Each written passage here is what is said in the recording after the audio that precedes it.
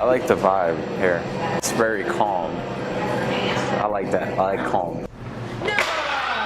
I try to have a vibe where people are just here to kind of enjoy themselves and kind of get away. We don't get a lot of jerks in here, right? Because it's kind of unique, right? We're the only tasting room in town or anywhere close to here. We've kind of got it mixed, you know, there's bar seating, there's table seating, there's barrels that people can sit around. We've got games, you know, we've got Giant Connect 4 and Jenga. We've got projection screen with TVs. There's a little bit of everything for everyone. So again, try to make it just a fun atmosphere where you're kind of getting away and you're kind of losing yourself. I took a job on Wall Street in investment banking, and so was doing that for about 2 years, but wasn't really feeling all that passionate about it.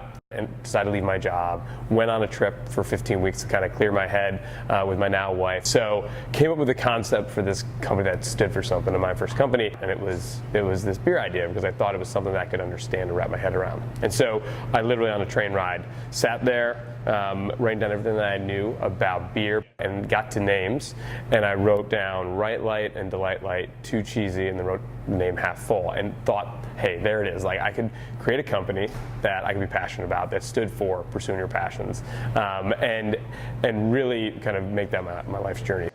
I mean, I think the biggest thing is not being afraid to try things and potentially fail. I mean, I did 2 years of business planning at business school to get ready for that moment when I was going to open my doors. But I think it's Mike Tyson said, you know, everyone has a plan until they get punched in the face, right? And that you open the doors and all of a sudden you realize what is really out there. So for us, you know, it's a really important part of this is building a whole community around what we're doing here and being just kind of that positive force. We didn't expect them to be so community-minded, but they're all about Stamford.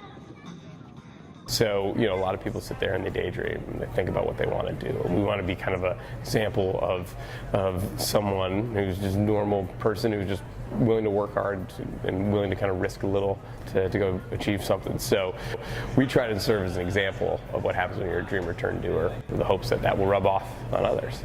Our founder, Conor's story, really resonated with me and inspired me, and I wish to do the same thing he did someday, open up my own brewery, so I tend to live my life with a half-full mindset. Cheers.